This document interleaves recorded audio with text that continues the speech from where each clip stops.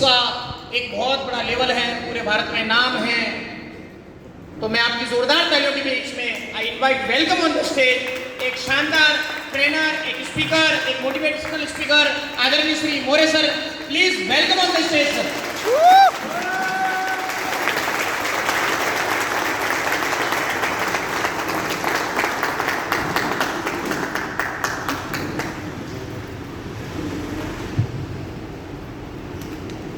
सबको नमस्कार।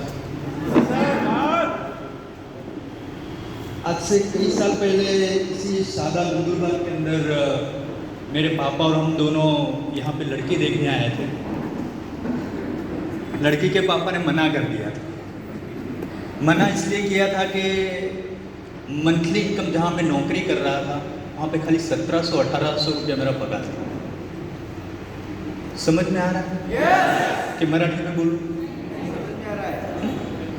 और यहाँ पे बहुत सारे लोग बहुत गुस्से से देख रहे हैं। 1700-1800 रुपये इनकम था। अच्छा, इनकम इसलिए था क्योंकि अपने पास डिग्री नहीं था। डिग्री समझ में आ रहा है? 10वीं एग्जाम के मैंने अपनी जगह पे किसी और लड़के को बिठा दिया और वो लड़का शादा का था। अभी शादा में ही है, शायद है कि अपने बीच में। मैंने बुलाया था, आए नहीं अभी शायद प्रोग्राम में। वो मेरा जन्मस्थल उकाई सोनगढ़ है। मेरे पापा बोलते थे कि भाई पढ़ लिख ले। क्यों? पढ़ लिख लेगा तो तुझे नौकरी भी मिलेगी, बाद में एक अच्छी सी घरवाली भी मिलेगी। लालच दोनों का था, शायद नौकरी भी मिल जाए और बाद में छोकरी भी मिल जाए। मेरे को पता नहीं था, मेरे पापा गवर्नमेंट नौकरी करते करते मेरे को इतना प्रेशर दे दिया कि मुझे लगा कि भाई 10वीं पास होना पड़ेगा और अपनी जगह पे किसी और लड़के को बिठा दिया और चौथी कक्षा में पकड़ा गया, चौथे पेपर में। और मेरी जो एलसी है वहाँ पे लाल सिग्नेचर मार दिया गया और बोला गया कि ऑल ओवर इंडिया के अंदर कुछ सालों तक आपको एडमिशन नहीं मिलेगा। जिसके पास डिग्री नहीं है उसको नौकरी भी नहीं मिल रही है। और उसी के दौरान पापा रिटायर हुए और रिटायर होने के बाद बोला भाई कुछ काम धंधा कर। और 1700-1800 रुपये जो इनकम कड़ोदरा 4 रस्ता में मेरे पापा को जो रिटायरमेंट के पैसे थे उससे मकान लिया और मकान लेने के बाद मुझे बोला भाई कुछ काम धंधा करो। क्यों? क्योंकि काम धंधा करेंगे तो लड़की देंगे। समझ में आ रहा है? जो कुंवारे लड़के उनको समझ में आ रहा है, क्योंकि आज सबसे बड़ी प्रॉब्लम शादी की है। और कहीं कहीं तो सुनने में आ रहा है कि अभी तो कलेक्टर के ऑफिस में भी जाके आवेदन पत्र दे रहे कि भाई साहब शादी करवा दो बस। बहुत आपको मैं मेरी कहानी से आपको ज़्यादा बोर नहीं करूंगा, क्योंकि जिस व्यक्ति को मैं आज यहाँ पे सुनने आया हूँ स्पेशली बारडोली सूरत से आया हूँ। मेरी घरवाली भी आना चाहती थी पर महाराष्ट्र के रोड इतने पावरफुल है कि मुझे लगा कि आते आते यहाँ पे वॉमिट करते करते हालत खराब हो गई। और इसी दौरान कुछ चल रहा था, जैसे जैसे मेरे पापा बोले कि अब तो कुछ होगा नहीं, कहीं पे भी जाते तो डिग्री मांगते हैं। और मारुति कुरियर के अंदर मुझे प्राइवेट जॉब 1700-1800 रुपये का इनकम मिला। और उसी के दौरान मुझे किसी व्यक्ति ने ये सिस्टम के बारे में, देखो मुझे आरसीएम कुछ समझ में नहीं आता, मुझे ज़्यादा पढ़ा लिखा नहीं हूँ, मुझे कुछ नहीं। मुझे इतना पता है कि जिस दुकान से नमक लाता हूँ वहाँ से पैसा, जिस दुकान से मैं नमक लाता हूँ, जिस दुकान से मैं नमक लाता हूँ वहाँ से पैसा आता है। जिस दुकान से मैं हल्दी मिर्ची खाता हूँ वहाँ से, देखो समझना है, आता है, ज़्यादा नहीं है ना, आता है। और ये समझाने के लिए मैं सर के प्रोग्राम में गया था। और सर के प्रोग्राम में भी समझ में इसलिए आया क्योंकि वो सर 10वीं में 4 बार फेल है। अच्छा देखो, अगर कोई पढ़ा लिखा, अभी यहाँ पे बहुत सारे लोग पढ़े लिखे थे सर, ये कुछ लोग जो पढ़े लिखे ना वो मेरी ही टीम से थे और वो भी मुझे सर बोलते हैं। और खुशी की बात है सर, जो अभी प्रिंसिपल जो थे ना वो भी शायद मेरी ही टीम से है। जो अभी प्रिंसिपल है वो भी मेरी। अच्छा, कितना मजा आता होगा जिसका 10वीं में आप लोग ने रश टिकट किया। समझने जैसी बात है सर। ये बात मुझे यहाँ पे आके समझाना पड़ रहा है कि खाने से पैसा आ रहा है और मैं लगभग करोड़ 1 करोड़ से ज़्यादा ले चुका हूँ। और मैं आप लोगों को गारंटी देता हूँ सर, गारंटी सब कुछ आज कितना भी महत्वपूर्ण कामकाज होना सर, यहाँ से साइड कर देना। आरसीएम करो मत करो, कोई जबरदस्ती नहीं है सर, कोई जबरदस्ती नहीं करेगा। पर आज जो व्यक्ति यहाँ पे आए हुए हैं ना सर, वो एक पिता परमात्मा के द्वारा भेजा हुआ एक दूत है कि जो मेरे जैसे व्यक्ति को, अगर मेरे जैसे व्यक्ति का अगर जीवन बदल सकता है। मुझे खुशी इस बात की नहीं कि मुझे महीने के लाखों रुपये आ रहे हैं।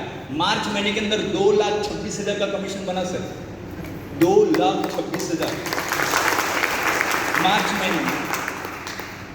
और सबसे बड़ी खुशी की बात है, मुझे इतना समझ में आता है कि आने वाली पीढ़ी के अंदर मेरा बच्चा कभी नौकरी नहीं करेगा। यस क्यों? क्योंकि मेरी जो इनकम है उसके नाम पे ट्रांसफर होगा। अभी आप सोचो कि जब यहाँ पे लड़की देखने आया था उसने मना कर दिया होगा तो अब कैसा लगेगा अगर वो कभी देखेगा तो शायद दे देता तो। क्योंकि अभी जो मेरी घरवाली है कम से कम 15-20 हज़ार की तो खाली साड़ी पहनती है, हर जीवन की हर खुशी मिल रही है। और ऐसे ही कुछ लोग हैं जिन्होंने सर की मीटिंग में बैठे इसका विश्वास लिया कि नहीं ये इस सिस्टम में कुछ न कुछ ताकत है, और वो लोग एक ऐसे लेवल पे चले गए कि जिसे हम बोलते हैं टेक्निकल लेवल। अगर वो सब्जी खरीदने जाते हैं और अगर कहीं 4 व्हीलर पसंद नहीं तो 4 व्हीलर लेके घर पे जाए, वो लेवल बोलते हैं टेक्निकल लेवल। तो आप लोग मिलना चाहोगे? देखो सर, 15, 20, 25 हज़ार की अगर कोई किसी को सरकारी नौकरी मिलती है तो पूरे गांव भर में ढिढोरा पीटता है कि मेरे बच्चे को सरकारी नौकरी मिली। और मेरे टीम में ऐसे कई सारे लोग सरकारी नौकरी करने वाले हैं जो इस सिस्टम को पार्ट टाइम करके सरकारी इनकम से ज़्यादा इस सिस्टम से ले। तो मैं उन लोगों को बुलाना चाह रहा हूँ कि जिन्होंने ये सिस्टम को 1 साल 2 साल 3 साल सीखा और पार्ट टाइम 1 घंटा 2 घंटा खाली बताया लोगों को कि भाई मैं इस दुकान से सामान खा के मुझे पैसा आ रहा है। इतना बताने से आज वो लोग लाखों रुपया इनकम ले रहे हैं। तो मिलना चाहोगे आप लोग? मैं आपकी जोरदार तालियों के बीच में please come on the stage all the technical expert, please come on the stage all technical.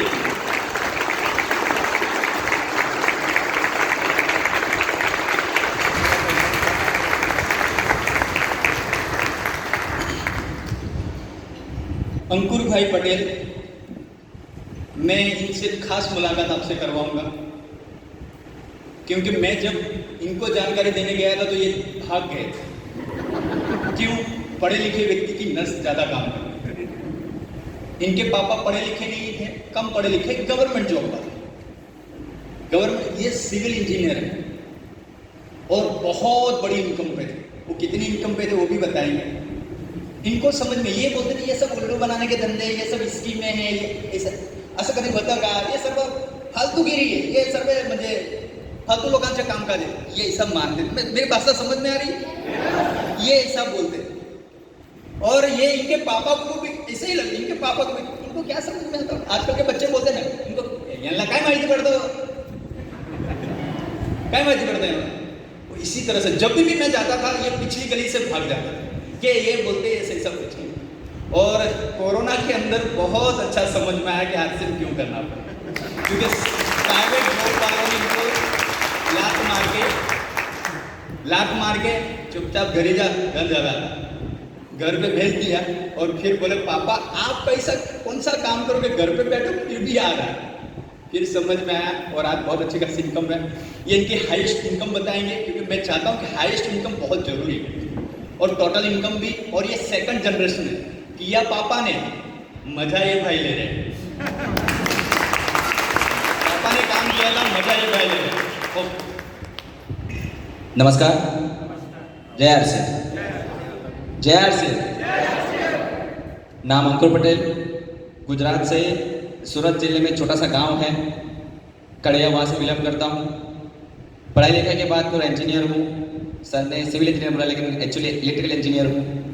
और पिछले 4 साल पहले मैं प्राइवेट कंपनी में एक अच्छी जॉब कर रहा था एम्प्लॉय के ऊपर। वहाँ पे मेरी जो इनकम थी 4 साल पहले 25,000, कुर्सी पे बैठ के जॉब करनी थी। नीचे लोग काम करते, उनको ऑर्डर देना था, काम करवाना था। जब कोरोना स्टार्ट हुआ, पहला ही दिन जब कोरोना स्टार्ट हुआ था उसी दिन मेरा घर पे आना हुआ। फिर जहाँ पे मैं जॉब करता था वहाँ पे सेंट्रल गवर्नमेंट है तो मुझे वहाँ पे जाने का परमिशन नहीं मिला।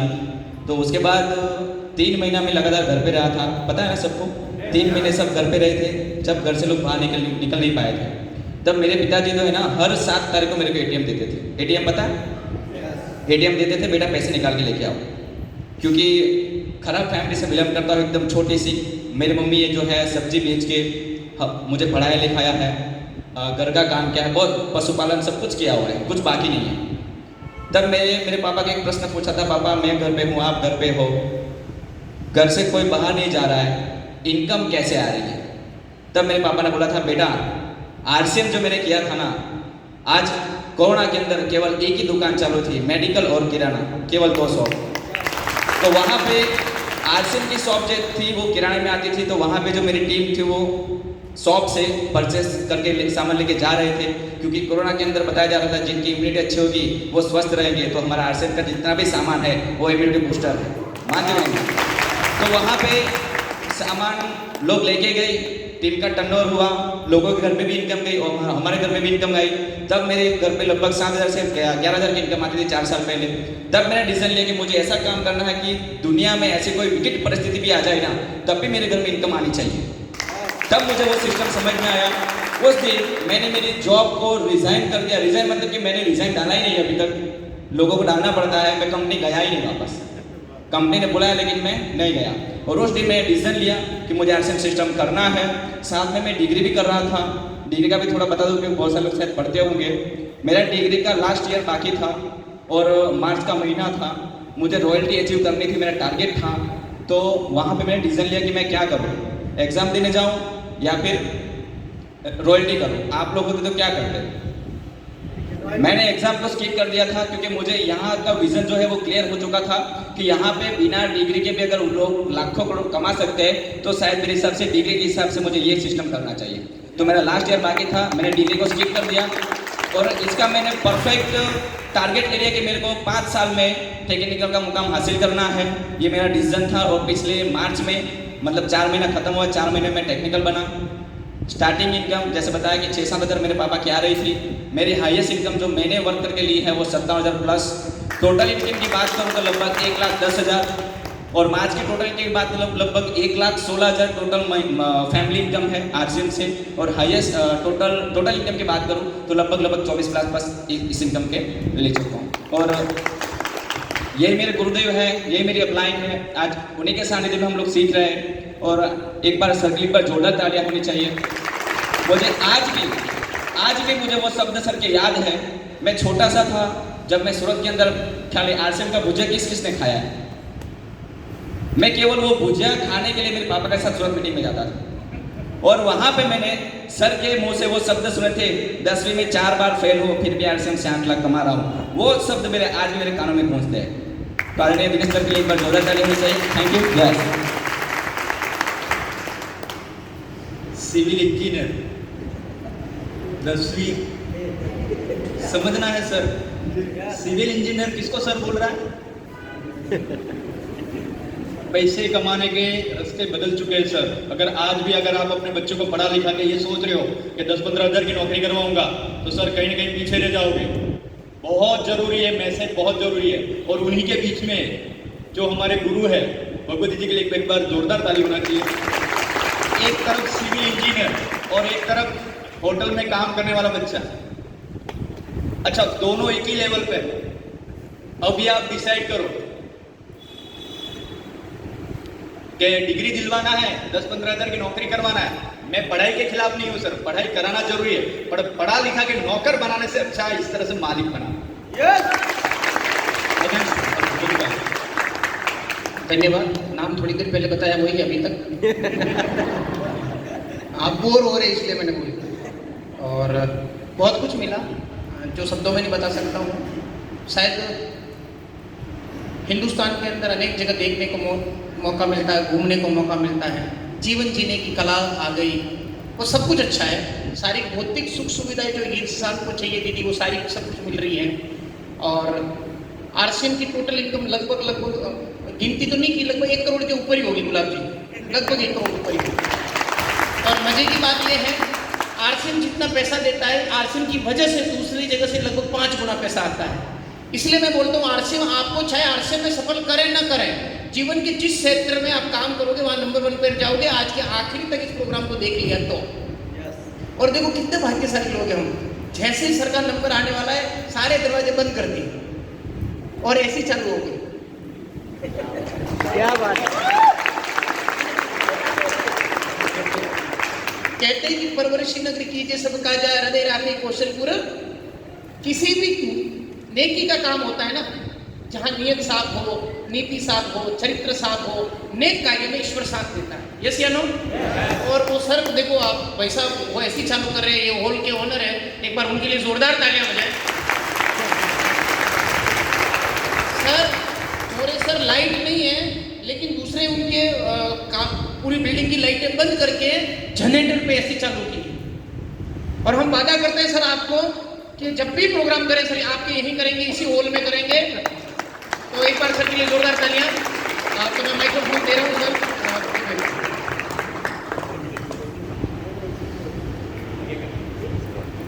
गर्मी लग रहा है सर? सुबह में जब मैं निकला घर से तो मेरी घरवाली बोल रही थी, बोले आप ये मत इतना सब मत पहन के जाओ, वहाँ पे गर्मी होगा। मैं बोला क्यों? हम जब घर से निकले तो वहाँ पे बारिश चालू था, तो बोले महाराष्ट्र में बारिश नहीं। मैं बोला सर बारिश छोड़ो, महाराष्ट्र में हम जब जाएंगे तो वहाँ पे नोटों की बारिश होने वाली है। तो नोटों की बारिश होगी ना सर, क्या करें? बहुत ठंडा लग रहा है सर अंदर। क्यों? क्योंकि जेब में लगभग 1,25,00,000 रुपया ले चुका हूँ। और मजे की बात यह है सर, लगभग 8 से 10 साल हो गया। नौकरी क्या होता है, सुबह में उठना क्या होता है, जब इच्छा हो तब उठो, जब इच्छा हो तब जाओ, मजे से लाइफ, कोई बंदिश नहीं, कोई बॉस नहीं। घरवाली भी जबरदस्ती बोलती है उठ रे भाई कुछ तो काम धंधा कर। मतलब आरसीएम करने 1 साल कर लो, फिर जिंदगी भर कोई काम धंधा होता ही नहीं। जाके बोलना अभी ये काम है, ये आपसे बात कर रहे ये काम है, यही हमारा काम है। और यही काम करते करते आज पैसा ले रहे हैं। और यही हमारे जो गुरु है जिन्होंने हमें ये रास्ता दिखाया, अगर आज उनके प्रोग्राम में नहीं बैठे होते तो शायद ये सब चीज़ें हमें नहीं पता चलता कि भाई एक ऐसा भी मार्केट के अंदर एक ऐसा भी सिस्टम आ चुका है कि वहाँ खाली दुकान दिखाने से, बोलने से और घर में राशन खाने से करोड़ रुपया ले सकते हैं। तो मैं आप लोगों से उसी व्यक्ति को बुलाना चाहूँगा। आप लोग तैयार हो? जैसे बोला जाता है कि अगर हिंदुस्तान के अंदर अगर वो व्यक्ति कहीं पे भी जाता है तो उनके साथ लोग फोटो खिंचवाने के लिए, उनके साथ खड़े रहने के लिए, उनसे 2 मिनट बातें सुनने के लिए लोग तरसते हैं। अगर पता चलता है कि अगर वो सूरत से ट्रेन से गुजर है तो लोग सोचते हैं कि चलो 10 मिनट भी अगर ट्रेन रुकेगी तो हम जाके सर से मुलाकात कर लेंगे। उनकी नज़र भी अगर हमारे ऊपर गिर गई तो कहीं ना कहीं हम भी एक गरीबी की रेखा से ऊपर निकल आए। तो मैं चाहूँगा कि ज़्यादा समय नहीं हुआ क्योंकि एसी चालू हो चुका है और जैसे माहौल ठंडा होगा तो सर का स्पीच करने में मज़ा भी आएगा। तो मैं चाहूँगा कि जितने भी अपने रॉयल्टी इच्छे हुए प्लीज़ आप लोग थोड़ा स्टेज पे आ जाए और मैं आप लोग अपनी जगह पे